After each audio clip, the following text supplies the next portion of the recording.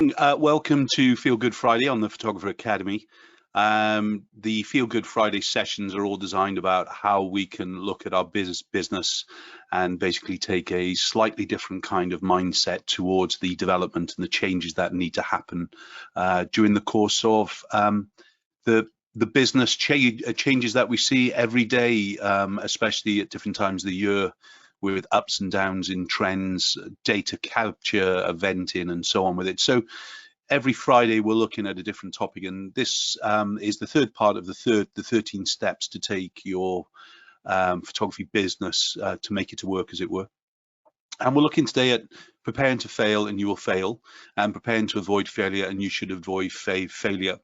A very kind of strange thing to be discussing, perhaps.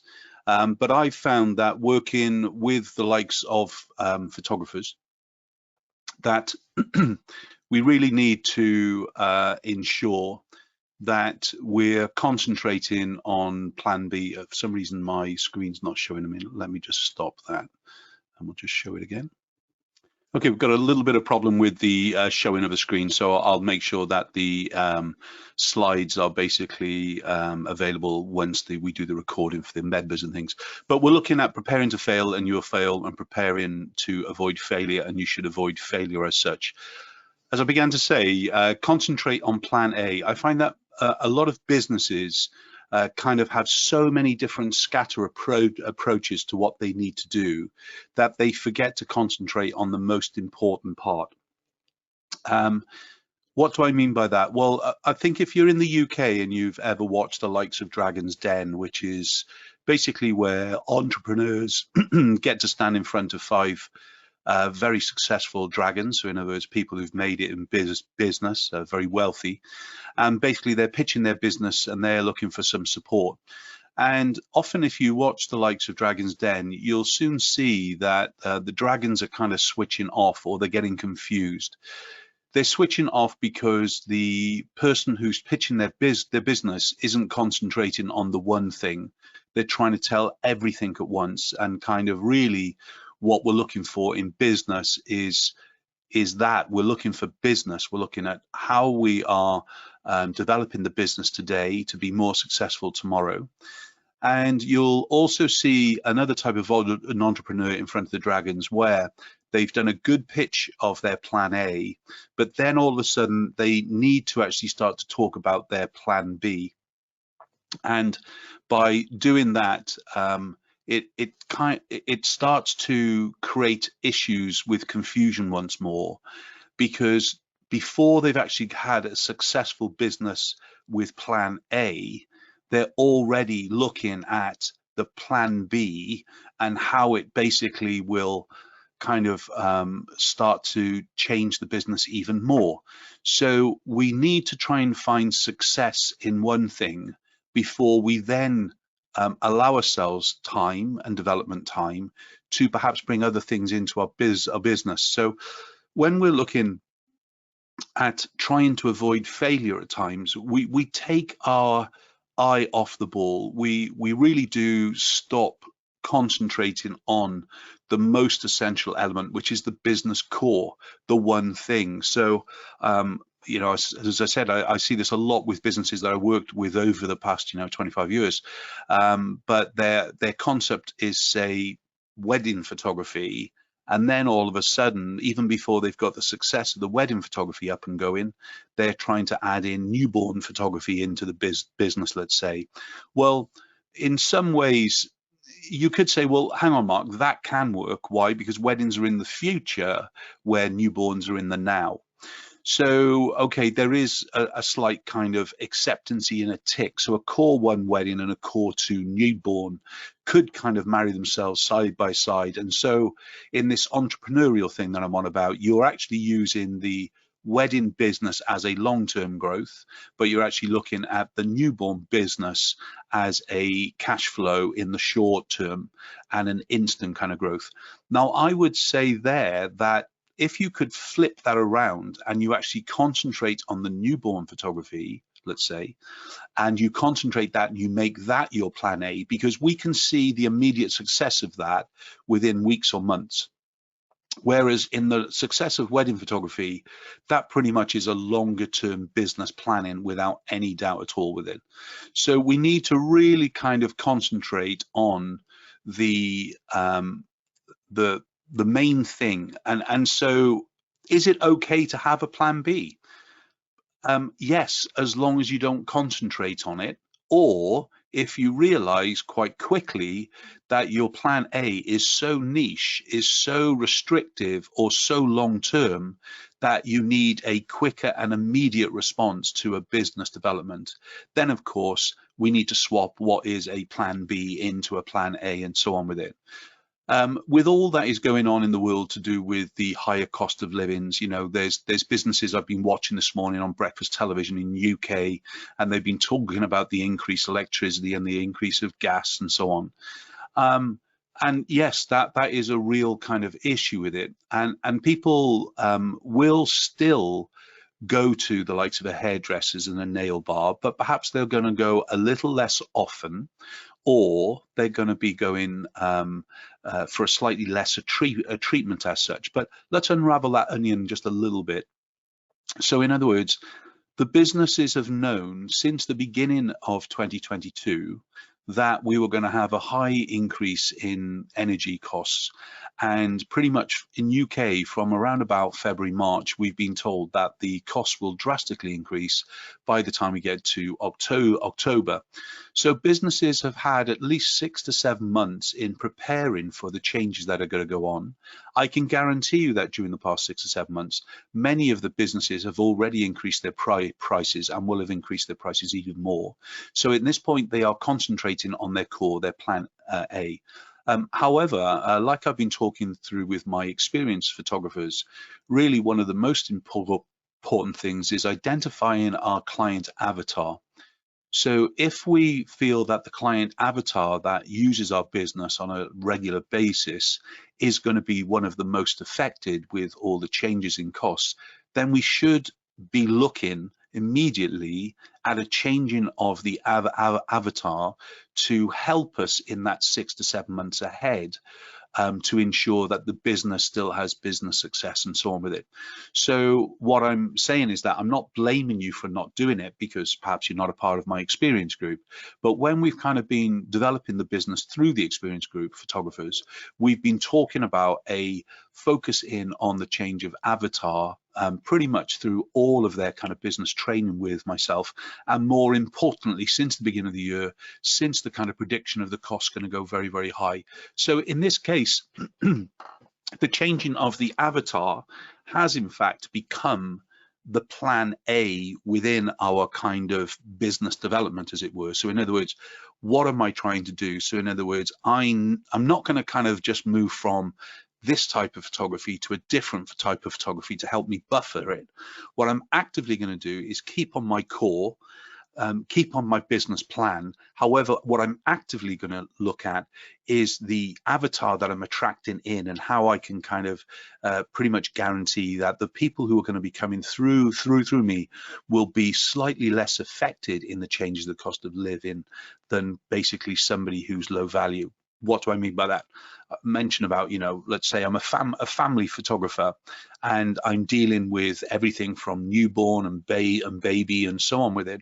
Well, that is going to attract in a very young kind of clientele the majority of the time, and we can instantly shift that type of client by about 5 to 10 years. So instead of marketing for people from the age of 23, 25 and upwards, we can say, no, in fact, I'm going to go for a more select kind of client, somebody who's probably 35 years of age and older. Those are the ones that I'm trying to actually get into my business. Now, even though there's going to be slightly less of them as far as for the newborn and for the baby photography, let's face it, I believe that in the UK, the shift in people having their first child has drastically changed in the past 10 years. I think about 6 or 7 years ago, I saw a report say that people have the averages had changed to do with people having their first child was now at 31, So a drastic kind of change in things really. But in our marketing, we can shift it upwards as well. It doesn't mean that that 35-year-old has instantly got more money to spend, but they are a little bit more successful in what they do. Their salaries are generally going to be higher. They'll usually have less of a mortgage element to be paying. So at least we can gather from that plan A that that type of client is more of a client that we want to be bringing through our door. In the same breath, I could say, well, let's completely kind of focus in for the next 12 months, a new core. Instead of a plan B, a plan A is a new core looking at, you know, multi-generations, empty nesters, people who've gone away to university and their kids are kind of coming back and forth. These are the people that we can kind of shift an avatar to. So it's okay to have a plan B, but you don't want to concentrate on it too much because you'll take your eye off the plan A as such. I like to play a game which my wife and many of the people around me hate, and it's a game of what if. And the what if game, basically, we're kind of, you could say, well, hang on a minute, a what if is a plan B. No, it's not. What I'm trying to do is, if we have a drastic change in this, or if we did this, what happens? And we're not looking at it as a plan B option at this point. What we're looking is that if our business core, our plan A, has a drastic change in some way, what will happen within the business? So technically that's not a plan B. The plan B would then be, well, if X times Y equals Z, so in other words, if the amount of clients that we get coming through our door is less, or the amount of money that they spend with us is less, how do we basically ensure that we're going to survive those changes as such? And the way for me to be looking at that is really the cost of product and the profit that we have within the job.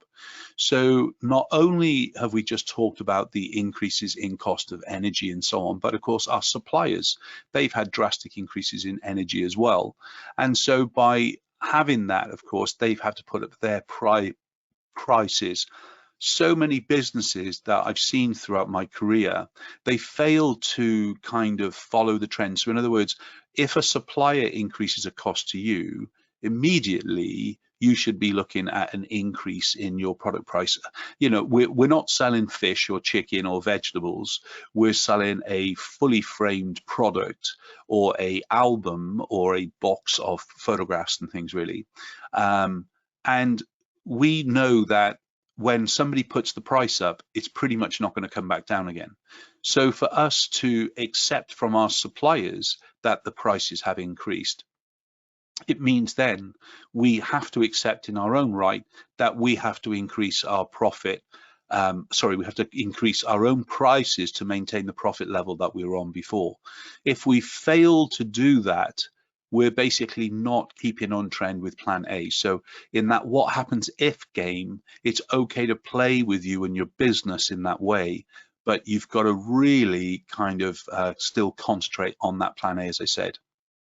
I mentioned about the client change of avatar. That's something that we can change and we can actively change as long as we take the time to change. I do use the word inertia quite a lot within our business training within the experience group, and that is to ensure that the photographers who are on board with me aren't continuing to do the same thing time after time after time, that they're actively concentrating on a business development of tomorrow based on their core or their plan A, as it were. So we need to really make sure that we are kind of keeping up with the cost of goods, or if we feel that we can't increase our prices enough, then of course we've drastically got to either go to our supplier and say, look, I'm spending £30,000 a year with you by buying this set of products. Is there a way I can get a little bit of discount because I'm a good client to you and I don't want to start to look at another supplier? Now, if you're already getting a discount from a supplier because of loyalty and so on with it, then of course that's going to be more difficult, but it's not going to harm the conversation. At least better to walk across the dance floor and ask a girl to dance and her to say no than basically fear the actual crossing of the dance floor. So in that way, we can control that. If your supplier does say no to you, then of course we've got the option to at least start to explore the likes of other suppliers and what they can be doing within our business, and is, you know, are they as good as for a lesser product price. So I agree, at times it's better the devil we know than the devil we don't, and it kind of causes less stress within the business when we start to change, but profit is king, of course. And when we're starting to look at the preparing to avoid failure, and you should avoid failure as such, is what I mentioned at the beginning of today, is that we've known in advance for some 6 to 7 months that energy costs were going to be different. You might have known that perhaps your lease of your premises is coming to an end. Perhaps you realize that you need bigger premises, otherwise you can't cope with an increase in clientele coming through your door. You might be getting older like me, and basically, you know, you're feeling the aches and your pains working on location all the time, so you're trying to decide on whether you should open a small studio space, or because you're working from home, do you invest into a garden studio as such. Whatever we are doing, that is still kind of preparing ourselves under the Plan A umbrella. So if you find yourself concentrating on Plan B more often, especially at present, can I ask you for this week, until we meet again next week, can I ask you to really kind of almost set out in the kind of the Plan A column exactly what your business is and what your business goals are and what you're trying to achieve, and then scribble down a very loose Plan B column. But if you find yourself filling in information in column B, then start to actually concentrate back onto Plan A again and things really. Hope you've enjoyed the 13 steps to making your photography business work, and this in the third of the series. Thanks for joining me live.